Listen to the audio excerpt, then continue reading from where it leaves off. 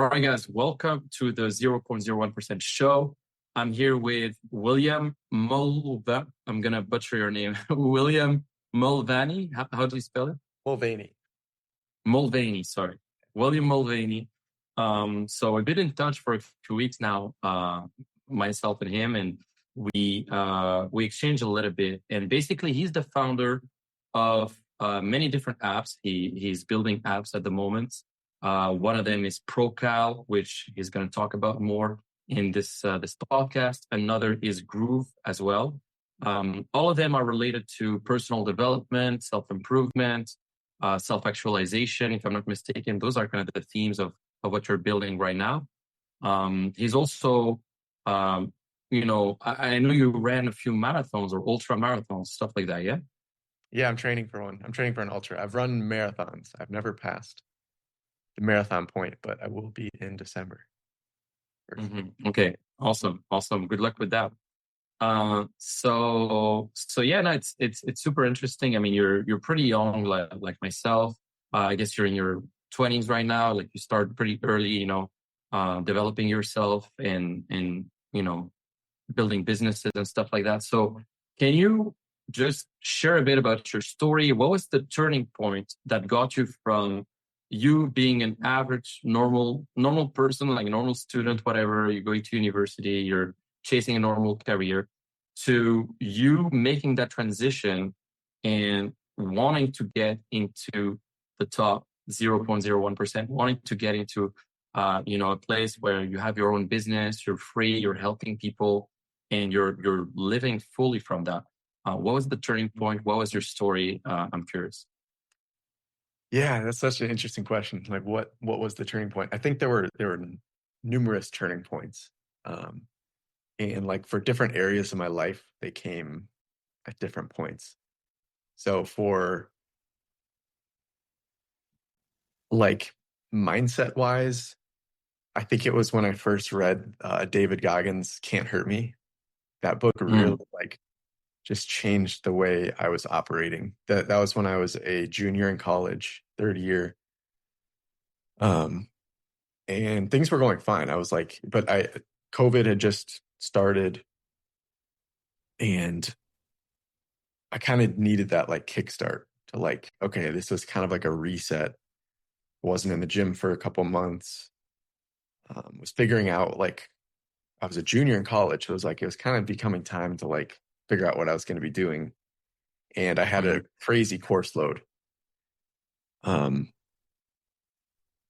So that book really just like changed my mindset and got me more okay with the idea of doing hard things. Because I think before that, just the way my mind worked was like avoid hard things. Like try to be successful, but if something's hard, like stay away from it. And that book taught me that sometimes the right move is actually to go deeper into the hard thing. And sometimes doing hard things is actually a good thing for the sake of doing hard things. So that was one big phase change. I feel like in terms of entrepreneurship, like that big turn was much more recent. I just left my full-time job like less than 2 months ago. And wow, okay. That was a whole congrats on that. Yeah, thank you, man. That was a whole process too of like confronting this like uncertainty and like not wanting to let go of this like nice monthly or biweekly income that I had. So like when I like finally letting go of that and being like, okay, I'm all on my own. All of my success now is coming from me. It's not coming from a company. It's all on me. And I think that mindset shift has been massive in terms like my last month of work has been like, I don't know, I'm like working a lot differently than when I was working for the company. It was Indeed. I'm sure you've heard of Indeed, the job search company. Oh yeah, I actually applied for some jobs back in the day through that. Yeah. So I worked there, and the energy I have right now is crazy. It's like every day when I wake up, I'm like it's like time to get to work. I'm ready to get to work, and like I have to like make myself go to bed at night. I have to be like, okay, it's time Mhm. to like wind down. Whereas before that was never the case when I was working for a company, and it's nothing against Indeed specifically. It was just like, it just wasn't a job I was that excited about, and it wasn't my own thing, and there just was no passion behind it. And so that work was more like dull and dreary and like just something I had to get through. Now it's like Yeah. exciting. It's like what could happen. And yeah, it's a completely different energy behind it. Yeah.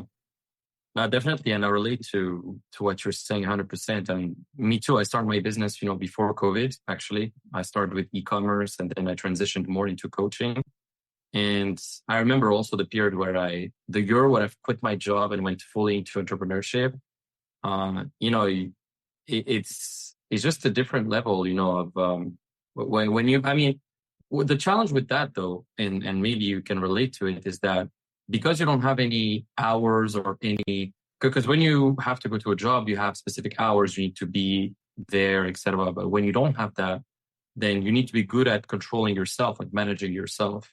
You need to set hours for yourself. You need to, be able to set out a clear routine to, move forward in your goals, in your business, in your tasks.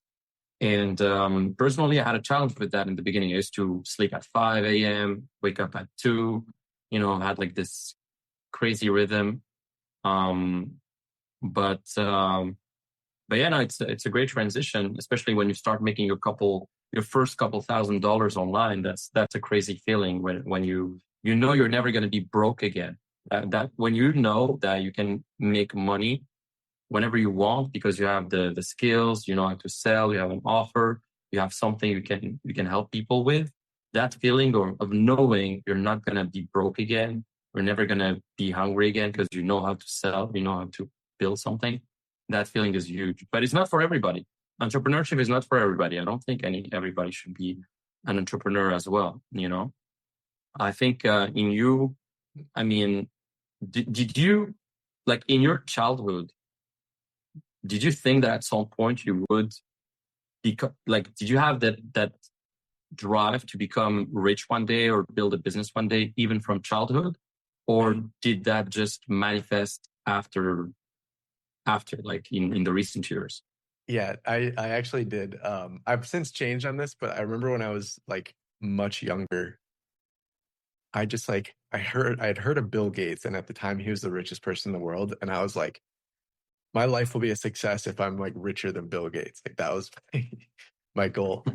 Now I Yeah. don't I don't care as much about being like extremely rich. I don't feel like I need to be like a multi-billionaire, but yes, that definitely was pretty inherent.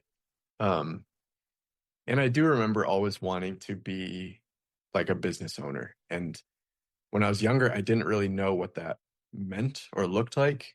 Like I kind of just thought like, oh, if you own a business, you have to own like a restaurant or something, like because those were the businesses I was exposed to, or like a store. And I didn't really realize how open-ended that idea of being an entrepreneur was. But yeah, I definitely always had that. Mhm. Yeah, I mean, even myself, I can relate to that. I mean, when I was younger, I used to see like those billionaires and multimillionaires online. I mean, I used to follow guys like Dan Bilzerian or stuff like that, and I was like, shit, like I want to have that life one day. And I remember, like, yeah, you get inspired, but yeah, and so basically yourself right now, like you're building apps, but did you start making money with that at first? Like, is that your main business right now, or do you also do other things on the side, like coaching or stuff like that, or building apps is your main thing right now? Yeah, apps is the full-time job. So apps, and right now it's just Grooves. Like Grooves is the only one I'm actively working on. ProCal has kind of been on the back burner for a while. Right now it's set up as um, it's basically a chat bot that you can use to track nutrition.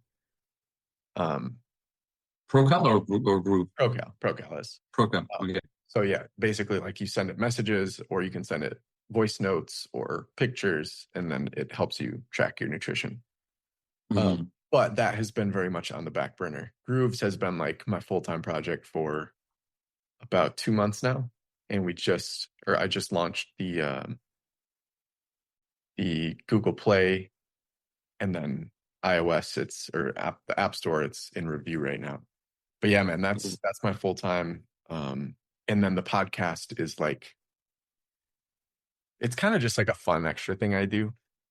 I don't know. I'm curious what this is like for you, but yeah, it's the podcast is not it doesn't take, I release once a week, and with all like AI tools and like hiring an editor and stuff, it doesn't really take me too much outside of Mhm. actual recording time. So it kind of feels just like Yeah. like a conversation I get to have once a week with someone. It's pretty nice. Mhm. Yeah, no, I relate to you as well. I mean, podcasting is amazing because you meet new people, you network, you build content as well, and it's valuable for both parties. Mm-hmm. And I think it's one of the best ways to connect with other, business owners, like-minded people, and at the same time, build an audience and create content. But yeah, it depends what your offer is, etc. And depends what's your vision for your personal brand. I mean, I see that right now you're kind of building your personal brand, and through that, you're funneling people to your apps, right? That's the main thing right now. But what is Groove about? Because you talked about Procal, but what is Groove about though? Yeah. So Grooves is I like to think of it as like a new type of habit tracking. So habit trackers I've used in the past have kind of just been like, you just track your habits. And at the best, they kind of like make you want to continue doing those habits. So what Grooves does is it helps you identify the actual impacts that your habits have on your well-being, your subjective well-being. So every day Okay. you log like what habits you completed, but then you also take a subjective quiz on like how you are feeling that day. How is your energy level? How is your mood? How is your stress levels? Things Mhm. like that. And then over time, the algorithm picks up patterns around like, when you do this thing, you feel this way. And in addition, a feature I'm working on right now that I'm really excited about is like the tomorrow forecast. So basically, you pick out like, okay, if I do these habits today, what are my estimated like well-being scores? So the app can Mhm. actually kind of predict like, if you were to follow through with these habits, like go for a run, do your meditation, take a cold shower, these are the ways that you'll probably feel tomorrow. So it not only helps you like stick with habits, it also helps you get rid of the ones that don't like move the needle, that aren't actually helping you, and identify, because not everyone's the same. And this idea that like, oh, we should all be doing the exact same routines doesn't make sense. Mhm. So basically, people put down their habits and then they rate kind of the emotional impact of their habits, or how they feel through these habits, and then that allows them to kind of improve over time. That's kind of the thing. Right. So you just rate like once a day, you fill out this like how you're doing quiz. Okay. And then the algorithm I've built and I'm like continuing to optimize is what finds the patterns. So it's not like you have to like fully know like, okay, if I run, I feel this way. Like the app does that for you. You just have to tell it, Mm. I did these things and I feel this way. And then Okay. as you log that, like, for a couple of weeks, it begins to pick up on like, okay, these are the things that are actually making the difference. Mm. Okay. So it's more of a journaling process, but through that, the app, or the intelligence behind the app, the way you built it analyzes the patterns and gives you like the best, yeah, the yeah, the best you know structure for your day, so that you live an optimal life over time, like an optimal day. Okay, no, that's pretty cool. And so, what would people pay? Is there a paid version, or is all like free? Because you probably have to monetize it. Yeah, it's actually fully paid right now. Like there's no free version. There's a Okay. free trial, and there is also an entry level like um new user challenge, which I'm excited about. This is like a um basically you put down a deposit, and if you use the app consistently, then you get your deposit back. If you don't use the app, then you lose your money. So that's another thing. But yeah, currently it's fully paid. It's $12 a month, or it's $9 a month if you pay annually. Okay. Gotcha. Now I need to check that out because I have to check on the App Store myself. I haven't checked it personally, but go check it out, guys. Like the audience. I'll check it out later. So it's called Groove. And what made? Sorry, go ahead. I was just going to say to find it on the website is mygrooves.app. So that's where you'll find it. Okay. I'm happy to obviously give you a free subscription if you do want to use it. Just let me know, and then thank you. You're welcome to like throw it out to your users too. I could give 10 subscriptions or whatever, something like that. Thank you. I appreciate it, man. Yeah, no, definitely. I'd be happy to try it. That would be dope. Cool. And me too. I can give you a subscription to my app because I actually have an app called Meetworth. It's basically a networking app for business owners. So it's like a Tinder, but only for business owners, only for verified business owners. But basically, like you sign up, you verify that you have a business. Like we partner with a company called Didit. Didit, it's like it verifies like your ID and your business, etc. And then once you are verified, you can network with other business owners. And I can also give you a subscription. So let me know as well. Yeah, please. Yeah. But in any case, this is not about me. It's mainly about you. So I want to keep this about you. So what does your typical day look like as a high performer? Like, how do you structure your day? Are you more of a morning person? Are you the type of guy who's more like, I'm going to follow this super rigid structure? Like I wake up at 4, 5, 6 a.m., whatever, and have my morning routine, and then I work. And like, what does your day look like? Because you look like a pretty high performing guy, but to each their own. So what is your typical routine? Yeah, dude. Lately, I have not been waking up that early. It's been like 8, 9 a.m. And for a while, I was like feeling bad about that because like I'm like, oh, I need to be waking up early. That's like what like high performers do, like you're saying. But then I would have like super productive days. So it's like, okay, I'm waking up late, but I'm getting right to it. But yeah, so I wake up 8, 9 a.m. I try to get outside pretty quickly. So I'll take my dog out for just a short little walk. From there, cold shower, brush my teeth, and then basically it's off to the races from there. So I try to plan out my day. I have this what's the guy's name? Brendan Bouchard, I think is his name. He's got this like planner. Okay. And my current coach like recommended using that. So I use it for daily planning and then reflections as well.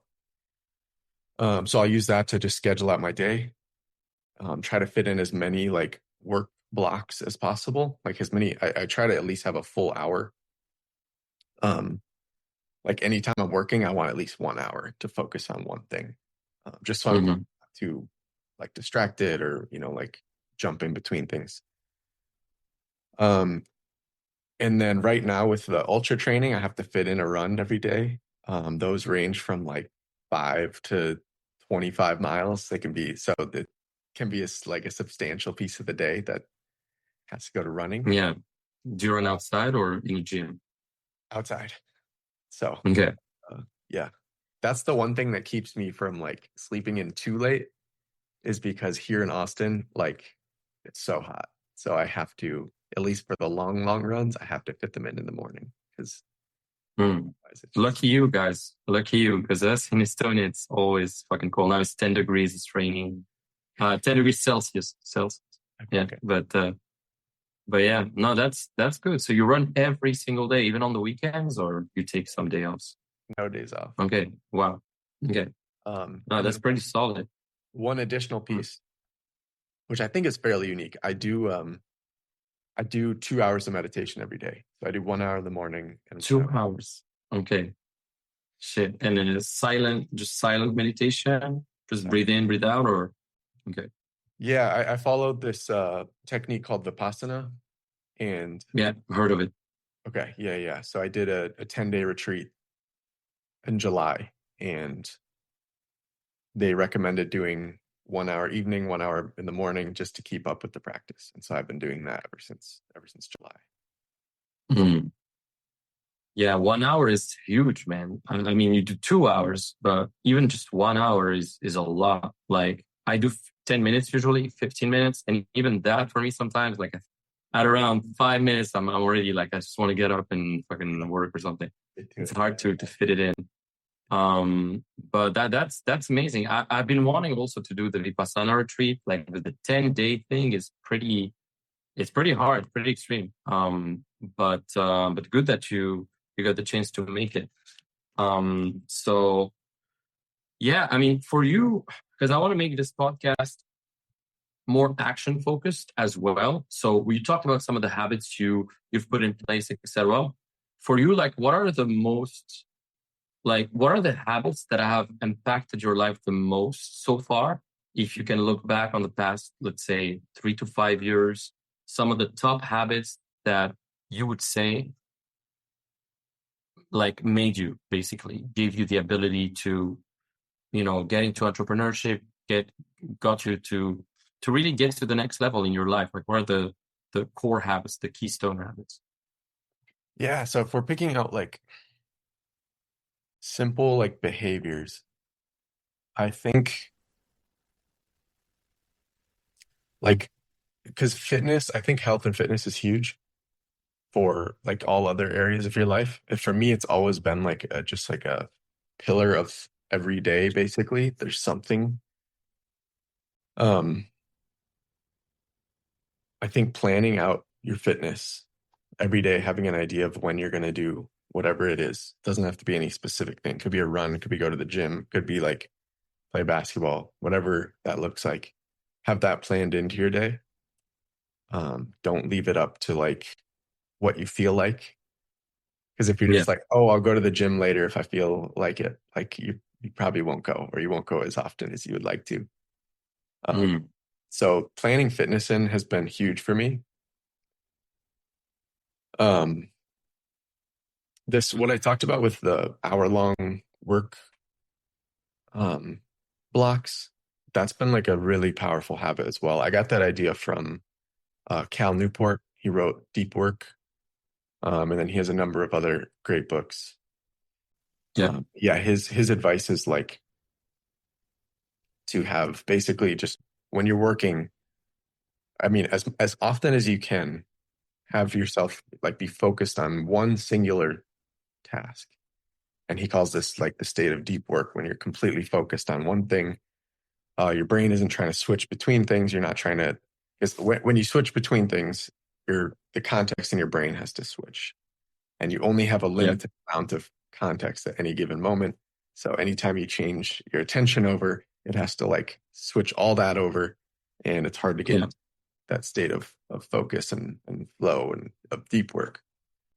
So prioritizing that has been huge for me. I think like the value of what I've created up to until now would be substantially lower if I was allowing this kind of like bounce around work or like having Instagram open or having my phone next to me or whatever it is. So that's definitely been a core habit. Mm. So, so yeah, scheduling basically your fitness every day. Ideally, I mean, some people won't work out every day, but at least a couple times a week. Like I would say, personally, I would recommend like 4 or 5 times a week. I don't know what you'd recommend, but that would be ideal. Because yeah, every day, I don't know how we don't take any days off in terms of running or something. Because I mean, even for your muscles and for the joints, like isn't that harmful if you run every day? It could be. I think my mindset is a little bit more like So I created a training plan. I used ChatGPT to make it, and there are no days off on that Mm, training plan. So okay. the way my brain works, it's like I'm all in or I'm not in, and Mm, all in on this one. And so I'm just following the training plan to a T. I think you're definitely right that like having off days is probably good, especially if you're starting something new. It's like don't expect to go to the gym 7 days a week your first week. yeah. And I also think that having built-in days off is good. It's good to give yourself like a break from stuff. It also keeps it more exciting. Like if you You, go ahead. sorry, go ahead. No, I was about to say, and you don't lift weights. Right now I don't lift very much. Okay. Okay. Yeah, there was a point early on in training where I just kind of made that decision. I was like, my legs are so sore that I don't want to take up any of my body's resources to like building muscle. It needs to all be Mm, recovery for my legs. got it. And sorry, I cut you off. Like you wanted to add something as well just before. Sorry about that. Um, yeah, I forgot what I was going to say. It's fine. So basically, you said, yes, scheduling your fitness when you're focused on work, deep work, you said like 1 hour to work on one thing and one thing only, and you're not distracted by other things. This is huge, by the way. Me too. I'm doing this more. I mean, I'm the type of guy who has like, 15 tabs open and all that, and it's fucked up sometimes. But yeah, this is super key. Do you use any apps? Because there's an app, for example, called Tick Tick, where you can tick one thing at a time. That's pretty cool. There's the Pomodoro technique. There's a lot of different techniques. What do you use usually to focus? You just like how do you structure your to-dos and like what you need to do each day? Like how do you do it? Basically. Yeah, so I have my kind of higher level projects. Like the app is one of them. Podcast is one. I write to Substack once a week, so that's one. Um, and basically I just pull up. I used to use a little kitchen timer, but I just pull up um like I just look up on Google 1 hour timer.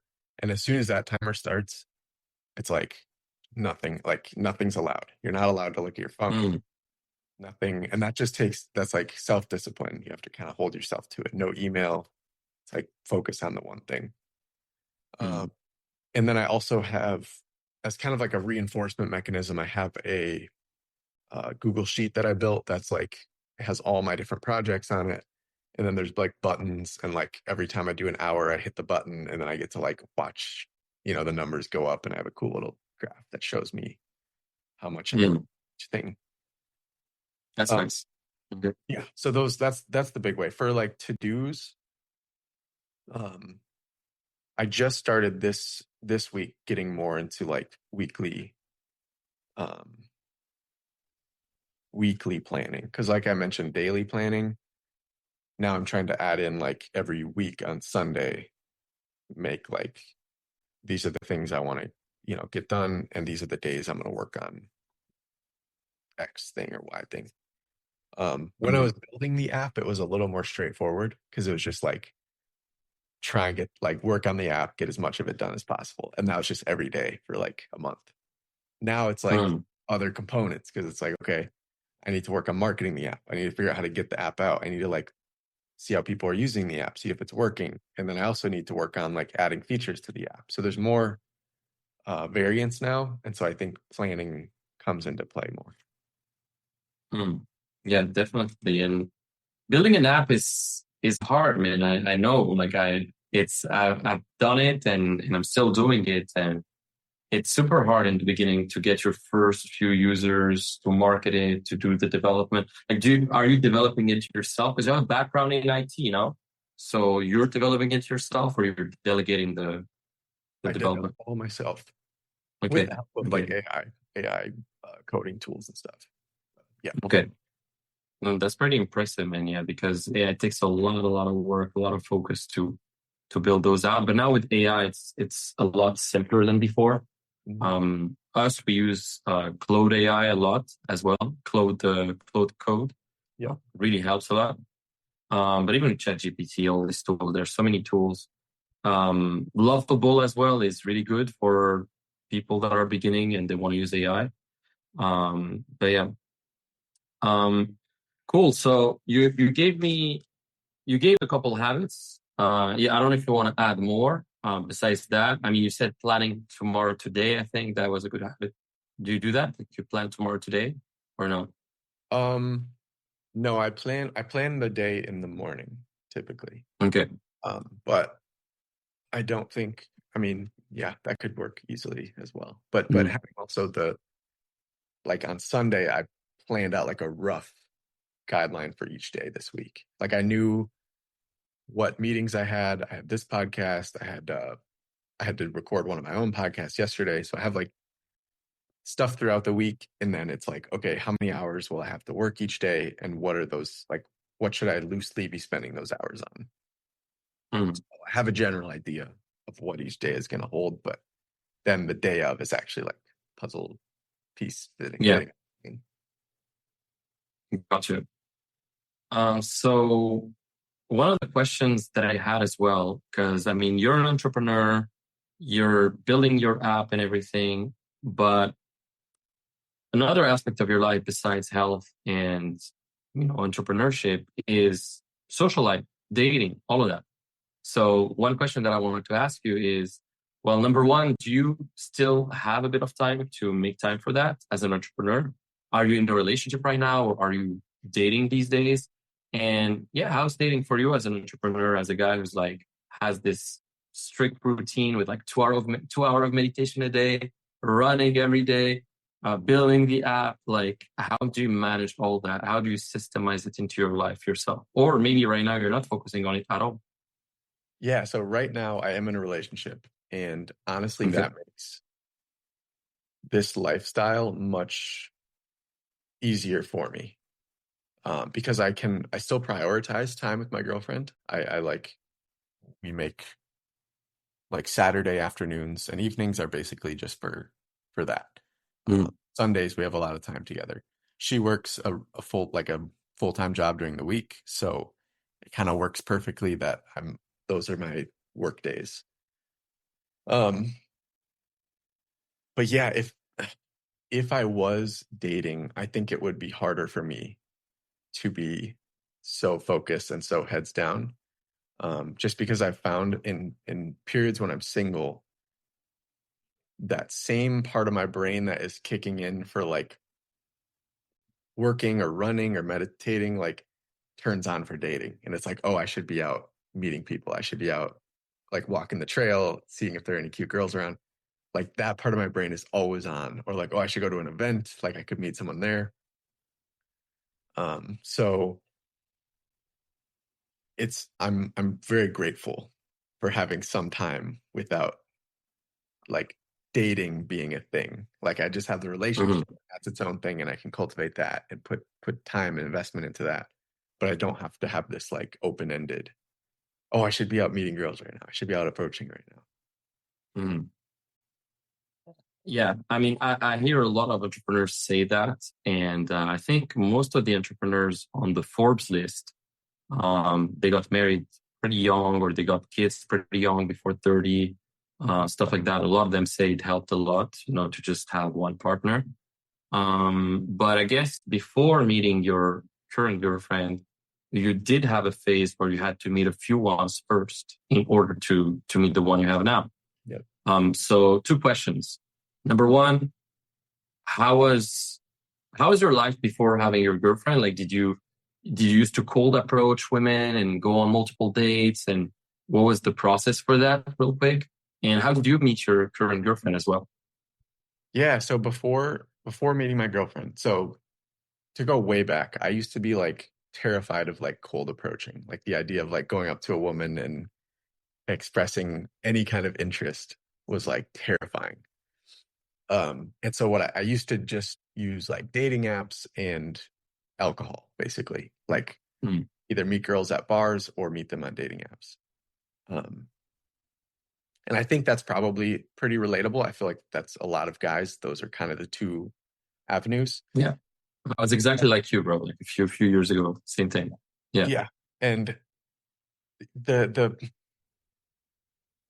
that changed. I watched a video, and um there was this guy, More Plates, More Dates. I don't know if you've heard of him. Oh yeah, I heard But of him. Yeah. he used to do a bunch of dating content. Now he does a lot of um, other types of content around like hormones and lifting and all that kind of stuff. Hmm. But he used to do dating content, and there was one interview I saw where something he said stuck with me, and he just said like every man should confront that fear as soon as possible, because you shouldn't let that fear like linger throughout your life. And so that really stuck with me. And that was like 2.5, 3 years ago. And I kind of decided at that point that I was going to face this fear and like kind of move through it. And so that day I actually scheduled, like literally on my Google Calendar, I scheduled like 2 hours, and it was like, go approach. And so that day I took my dog out, and we just like went to the park and just like went and talked to 3 girls. And it wasn't like from there, it was just like, all amazing and parades and everything, because there were definitely like periods where I stopped doing it and then had to pick it back up. But over time, the trend went upward from there. And at one point, I hired a dating coach, which I never thought would happen. But that was a huge game changer, because from there, I was like, I had someone holding me accountable. I had Yeah. someone like bounce things off of, understand myself better, all those things. Um, and so then leading up to when I met my girlfriend, I was doing a lot of cold approaching. And I didn't do dating apps. Honestly, didn't really meet women any other way. Like there were a few girls through like social circles. But for the most part, it was just cold approaching. Um, and then that's how I met my current girlfriend. And um, yeah, it's funny because my like I don't even know if at that point my confidence had grown that much, but it was like I saw her and I was like, this is someone I would never have talked to before. She's way too hot for me. I shouldn't even be talking to her. But also I'm like, I had built up this kind of like thing where like I approach girls. Like if I see a girl that I'm attracted to, I'm gonna go talk to her. Yeah. And so I did, and it went well. And so yeah, it's kind of a testament to like what can happen if you just go for it, if you just believe in yourself and believe something could happen. I think a lot of people, myself in the past, like just have these beliefs that things can't happen to us, or we're not good enough for something to happen. She's too good for me. I don't deserve her. And then just because because you believe that, then you never get the chance to actually have it happen. Mhm. Yeah, absolutely. I mean, I can relate to that so much. And sometimes the approaches that you resist the most are actually the approaches that are going to lead to the best outcomes. Like sometimes you'd be surprised, like a girl, like you would see a girl and you would say like, oh, this girl, yeah, never like, I mean, it's never going to happen, or I'm not going to do it. But then you still do it. You go, and the something just happens, and you create a situation that you could have never thought possible. I mean, many times I've approached a girl, for example, at the closing of a bar. Like it would be like 3 a.m., 4 a.m., and the bar would close right now. But then I'm like, okay, let me do like just one more. Let me do just one more approach. Then you approach and it goes well, and then I don't know, you eat something with her and then you pull her, or stuff like that. Like situations where you wouldn't be thinking that something would happen out of it. But yeah, I think you're always one approach away from meeting someone that could change your life, or a girlfriend that could be an amazing partner. I remember I saw a quote the other day which says like, if you knew that you were, let's say 30 failures away from success, how fast would you want to fail? And it's kind of the same thing. Like if you knew that you were, let's say 10 approaches away from your dream girlfriend, like how fast would you want to go and go up to women and just approach them? Because you never know. So yeah, I think it's amazing, and it builds a lot of confidence for every area. I mean, if you have the ability to walk up to a woman and be able to approach her confidently and express yourself confidently, then that's going to transfer onto you communicating with prospects or business partners or any type of guy as well, more confidently. I mean, the same communication skills, the same psychological principles apply even in business. And I see it in business, the guys who didn't really work on their dating lives and the guy who did, or the guys who didn't really work on their communication skills and the guys who did. There's a tremendous difference in how they communicate and how they come across. And you can still be successful in business without being successful in dating, but still at some point it's gonna fuck you up if you don't master it as a man. I think either you're gonna fall for the wrong women or you're gonna fall for a toxic relationship, whatever. I think it's super important as a man to develop that skill set so that you can be more discerning with women as well. You can understand women a lot better. You don't fall for these for women who wouldn't serve you as well. Because as a guy, if you're in scarcity and you don't have the ability to generate options for yourself, then you risk just settling for whatever comes. And when you settle and you don't come from a place of abundance, then that's when you get entangled in some toxic relationship, or you get entangled in relationships with women who don't serve you, you know? So I think it's important to cultivate abundance first. That was my previous relationship was like that. This was during COVID. And I just didn't know like how else can I meet women. And so I was only using dating apps and ended up in a year-long relationship that I probably should never have been in the first place. But it was only because of like I didn't think I would meet anyone else. It was kind of just like, okay, this is my only option. And that's the same thing. If you're a guy who's never had success or never been able to kind of confront this area of your life, it's easier to end up in this place where you're like, okay, I don't have any other options. And so I'm just going to take whoever I can get, whoever will be with me, I'll, get in a relationship with them. And that's not a good place to be in. Yeah, no, definitely. And no, I like the fact that you also invested in a dating coach. I've invested in a lot of dating coaches myself because that was a real passion of mine, like that whole subject of seduction, etc. And I think, yeah, it makes a tremendous difference. Just investing in yourself, even in business, in whatever, in every area, is such a game changer to just fast track your success in every area. Did you have any mentors in business yourself, or not really? Like, did you invest in some business stuff, or you just learn? I haven't really. I'm still kind of at that point where I'm considering that option. Like I mentioned earlier, I have a coach. He's more of like a general like life coach. I don't know his exact title. His name is Anthony Messina, by the way. I should just shout him out. He's an awesome coach if anyone's looking. But he's not like he's not specifically a business coach. Like we handle some business stuff there. I set goals with him, but I haven't really made that firm decision on whether or not I want to invest in business coaching, but I feel like it's probably worthwhile. Yes. Yeah. No, I'd say do it, bro, because I mean, personally, I've invested tens of thousands in business coaches, and every time I invest in a business coach, there's always something, an insight, something like a strategy, a mindset, an insight, or things you learn that just change the game for you. Anytime I've invested, I made huge leaps in income. Just 2 weeks ago, I invested $7,000 into like a guy. His name is Nick Setting. Maybe you know him. He's a great guy. He's like super young. He's like 23, but he makes like, $500,000 a month, something like that. Like he's really, really doing big numbers for his age. And yeah, I learned so many things already, and it's been 2 weeks. So it's pretty cool. But yourself, I mean, let's talk more about like your podcast also. Like I know you have this podcast called the Willpower Podcast as well. So what was the original spark behind that?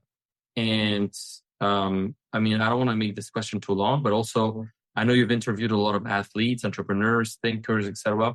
So what were some of the insights that you gathered that maybe made a change in your life? Like maybe even just one insight that you got from someone in your podcast that truly kind of got you thinking and changing something in how you behave or how you act? Yeah. So the initial what started it was actually related to the approach thing, because that dating coach who I had hired, we actually ended up working together, like me helping him with his business.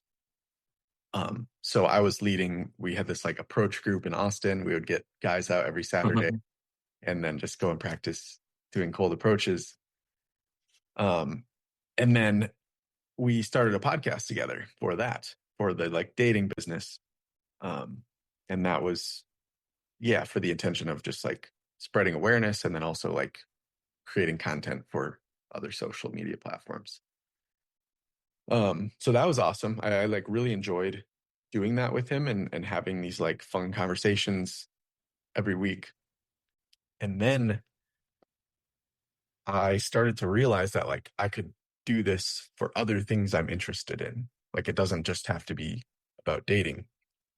Mm-hmm. And so the fact, like just starting a podcast with him kind of gave me this feeling of like permission, like something like realizing like, oh, I can just do this on my own. I don't have to do it because he does it. And so then I realized I can just start my own podcast and just do this all like the same thing, but do it on a subject that's a little more open. And so that's why I started the Willpower podcast. That was like 70 weeks ago. I'm just measuring by episodes because we do one a week and we're around that. Mm. Um, and yeah, so that's been awesome. That's been really cool to meet so many people. I'll take one from the episode I recorded yesterday. This guy was super open about his eating, like binge eating, because he'd been a boxer, a bodybuilder, and both of those, like there is such a heavy focus on food for both of those types of competitions. Like for boxing, it's like you have to hit a goal weight. For bodybuilding, it's like you have to be super lean. Otherwise, you're just like not going to compete. You're not going to be good. And so he was explaining how when there's so much focus on food for a period of time, then afterward, there's almost always going to be a swing back. And there's going to be that kind of inverse that happens where your brain is like, oh, we can eat food now. We can eat whatever we want. And then he would go into these binges and just like food until literally he was in pain. And like not really understand, like, why am I doing this? Why is this happening? Like, why am I eating to the point that I'm literally in pain? It's like past the point of being full. And the insight I drew from this, because I've experienced like mild versions of this with food specifically, never to the point that he really described it as. But he talked about his attitude around this problem, and he said that he always knew that he could beat this problem. It was always just like, I'm going to keep chipping away at this thing until I can figure it out, until I beat it. So despite the fact that he's still having new binges, they're still happening, he's like, I know I can beat this and I'm going to learn something new. And with every binge, he would learn something new. And he had this amazing metaphor where he was talking about these like tornado chasers, you know, those like storm chasers that like follow a tornado and try and like learn stuff about it. They would have this tool that they would have to like get into the middle of the tornado and it would like pull in measurements or whatever it is. And he was saying like, when you're in the middle of a binge, it's like you're in the middle of the tornado. And that's when you can actually learn the most. So he kind of just like flipped the script completely around like when you're in the middle of a binge, that's the time to become fully aware and fully like, okay, what's going on right now? What am I feeling? Why do I feel like I need to eat more right now? Getting into that mind space. And then next day, guess what? Now you have a ton more wisdom and knowledge around why you're doing this addictive behavior. So that has been sticking with me, and that was just yesterday. So, yeah, his name is Ryland Qualley. That episode will be out in a couple of weeks, but yeah, man, that stuck with me. Awesome, interesting. What are some of the, because you mentioned also David Goggins, the book. That book is great. I read it a little bit a few years ago, but I haven't finished it. I read some other books after. But what are some of the maybe top three books you'd recommend for that have impacted you besides that, if you have any? And some of the resources that maybe helped you along the way for people listening who want to, get to the next level as well. For sure. Yeah, so I already mentioned Deep Work. That one is more of like a pragmatic book. It's like it's very much just like practical. But that one really has stuck with me as well. So I highly recommend Deep Work. Very motivating. On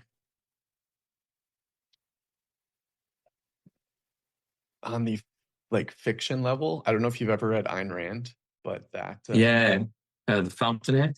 Fountainhead and then Atlas Shrugged are both really, really stuck with me. Yeah, the Fountainhead is interesting because it also is just like motivating. It's like one of the only fiction, like a lot of like self-help personal development books will like motivate me, but it's not, it's odd to have like a fiction book. It's like a fiction book that feels like a personal development book. So definitely Ayn Rand is awesome. I have definitely appreciated her works. Resources outside of that. I try to keep up somewhat with My First Million podcast. That's always good to just kind of stay in the mindset of business and entrepreneurship.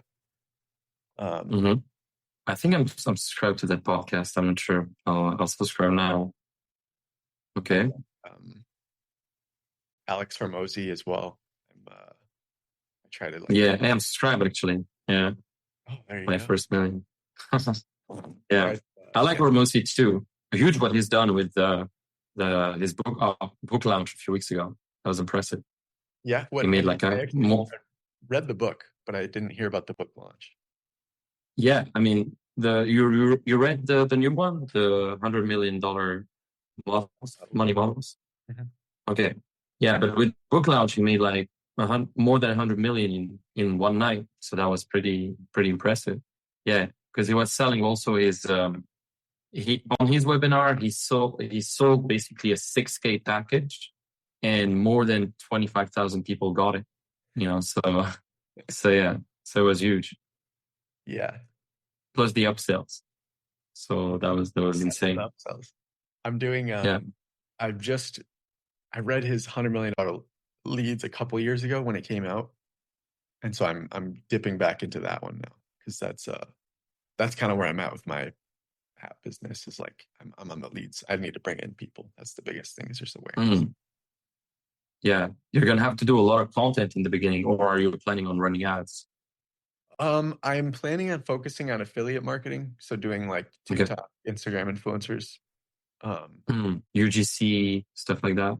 Yes. But my thoughts are that I might additionally want to do my own content as well for like organic growth and kind of marry those two together so that there's people talking about it that I'm paying, but then there's also like a page for people to go back to and see. Do you know these guys there's a guy, because when you mentioned ProCal, your app, it reminded me of Cal AI. There's a Cal AI app. And one of the guys who's behind Cal AI is like 17 or 18 or something. And he's like, he gave away a lot of his strategies. He has a course called like App Mafia or something. I don't know if you heard of it. I can send it to you. But there's a lot of strategies as well that are really great. And he gave it for free. Okay. That'd be awesome. Yeah. Because I have been looking for like a blueprint, like something, because I'm good at just following stuff. There's like things I can. Yeah, I'll send it to you. Remind me on WhatsApp. I'll send it to you. Even myself, I didn't really watch all the videos. My friend gave it to me and I checked a bit, but I need to check because, that guy is impressive, man. With Cal AI, he makes like 3 million a month now. It's pretty crazy. He's like 18. Yep. So yeah. Cool. I mean, to be honest, I don't know what else. There's so many questions I can ask. Right now it seems like the main focus that you have is on the apps. Groove and then Procal. And yeah, it seems like you're on that journey now where you've quit your job fully, you're fully into entrepreneurship full time. So that's pretty awesome. Looking forward to see how your journey is gonna evolve. I don't want to make this podcast too long, but is there some other things you'd like to share that really helped you, or yeah, maybe some final words of wisdom that you'd like to share with the audience here before we wrap up? And we can always do another podcast another day, but this one is like quite concise, like just your story, what you do, and some of the things you share. But yeah. I think a big one is like, because I'm trying to think about what's unique that I could share. Because the first thing I was thinking was like, oh, surround yourself with good people, but I feel like everyone says that already. I think one thing that has helped me find a lot of success is being aware of the amount of stimulus that I'm taking in throughout the day. And that goes for when I'm working, like I talked about, not having distractions, but it also counts for when I'm not working. So like when I'm not working is just as important as when I am working. So that means like having quiet time during the day, having time where I'm just eating and not doing anything, or having time where I'm reading and it's just quiet.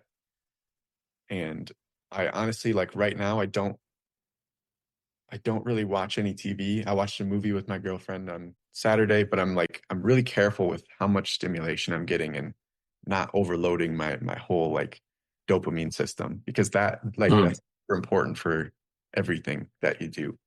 If you like, you can't just go from like a hyper stimulated environment to like a quiet work environment and expect yourself to like be focused. It's not going to work.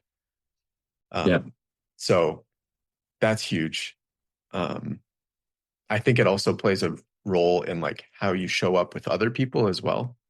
Like if you're blasting your dopamine centers all day long and then you like go see people and you're like not excited and bored, it can kind of make sense. It's like, okay, like, Yeah.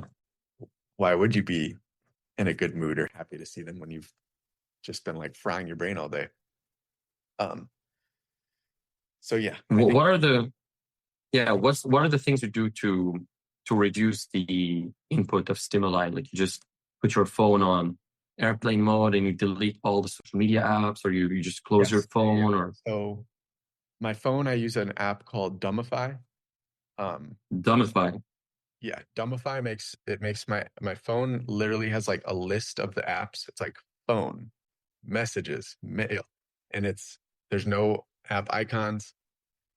It's in grayscale, so there's no colors. So that's super helpful in terms of just making my phone boring.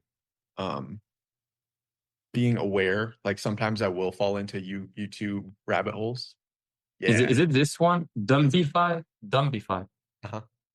Okay. Nice. The ratings are horrible. Like they have like 2 stars, but yeah, still, why not? Yeah. It looks interesting. It's like €6 here in the French App Store. Okay. Yeah. Okay, nice. So it's super interesting. I never seen that before. Yeah, it basically just makes your phone boring. Like it's okay. I took a screenshot. I'll check it. And then like not having apps on your phone that are going to lead you. Like I deleted the YouTube app on my phone. I blocked YouTube on Safari because I know that YouTube is one of the things that will like catch my attention and pull me in. And then just build habits around lower stimulation things. Like I try to run without earbuds as often as I can. Sometimes I'll bring earbuds if I want to have a phone call with someone, or if I like really am just struggling and need a podcast because that run is hard that day. But yeah, building those in. Yeah, you reminded me of, there was a trend a few months ago where people would go on an airplane for long flights and they would just have a challenge to not do anything. They would just stare at the thing like for the whole flight. It's like raw dogging the flight, basically. Like just like raw, like being like super present without anything. I don't know if you saw that trend. There was like a trend like this. I feel like I heard someone talking about it. Okay. I also don't keep up much with social media. That's another thing. I kind of miss. I miss a lot of stuff like that. Mm. Yeah, no, that's good, man. That's really good. It's hard sometimes to be able to do that when you work in social media and you have to post content on social media and stuff like that. That's the challenge I have because I spend sometimes on Instagram. I post stories on Instagram. I still post my own stories. I still do my own stuff. And yeah, it can be tough to not fall into not get sucked into that. Yeah. Yeah, that's the challenge. Uh, I don't know the solution to that. mm, I'm not sure what it is other than just like get away from it. Because yeah, if you, it's very hard to use it as just a tool. mm. Yeah, one thing that I found is, and I've been using it for years now, especially on your browser, there's an app called Feed Eradicator or something, and it eradicates all the feeds. It removes all the feeds from YouTube, Facebook, LinkedIn, Twitter, Instagram, everything. So you don't see basically anyone's post, anyone's stories, anyone's comments, nothing. And instead, it replaces it with a quote each day. It's called a Feed Eradicator. It's really nice. Oh, okay. Yeah. There's so many things like that really make a difference. It's small, but it still makes a difference. It does. Yeah. So one last thing, I know you have to go as well, but like one more thing is how long have you been with your girlfriend? Like more than a few months, or was it recent? So actually we were together for about 11 months and then we broke up for maybe 3 months. And now we've been back together for 2 or 3 months now. Mm-hmm. So it's been Okay. It's pretty rare, like to see someone break up and then get back again. Yeah. Okay. And you only see her once a week, or do you see her more than that? You say Saturday and maybe Sunday. Yeah, Saturday, Sunday. Usually like one weekday we'll stay over at one of our places. So Okay. probably 2 to 3 times a week we see each other. And the rest, like you still communicate with her, or like a bit by text, or is just like purely on those days? Yeah, a little bit over text. I'm not huge on texting. Like I don't have like full blown conversations on there, but we do definitely keep in touch. I think it can be challenging because you just like don't know where the other person's at. If they're doing good, you want to check in, make sure everything's going good on their end. Yeah. So yeah, it's probably like once a day we'll send a couple texts back and forth. Okay.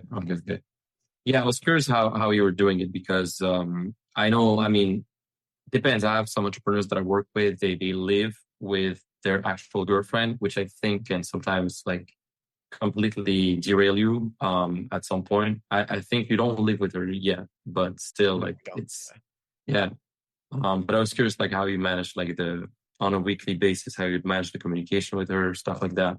Because a lot of entrepreneurs have a hard time picturing themselves having like a girlfriend because for them it's like a lot more management. For them it feels like there's a lot of management involved. Like you need to text her every day, you need to set up dates, you need to whatever. Same when you're single too. When you're single, you need to set up the dates, etc. If you want to go on dates. But yeah, so I was curious about that. But in any case, we can do another podcast where we can talk about dating more because the main focus was mainly your projects, etc. But yeah, no, it was super great having you on the podcast. I know I didn't necessarily ask you the best questions. Sometimes it was a bit generic, which is okay. I mean, I'm sure we can talk about more, go in more details as well some other times. But where can people find you if they, if they can? I mean, if they want to learn more about your apps, if they want to learn more about your personal brand, etc. Do you have a website? Do you have? Yeah. So WilliamMulvaney.com is going to be where all of my stuff is. I'll drop it in the description. Okay, awesome. And then like YouTube, Spotify, or Apple Podcasts, wherever you listen to podcasts, just look for the Willpower Podcast. Yeah, check out the Willpower Podcast, guys. I'll drop his website as well in the description. Check out the app Groove as well. ProCal coming soon, from what I understand. It's not ready yet, or maybe it's ProCal. It is ready. It's like yes, it's available. It's just not like a mobile app. It's a chatbot. Okay. Well, check those out. Yeah, I mean, thanks again, William. William. I Either mean, one. people call you Will. Okay. Thank you. Yeah. So yeah. Thanks again, Will. I'll put your website. I'll put the links to your apps, and it was a pleasure. We keep in touch for everything, and that's it.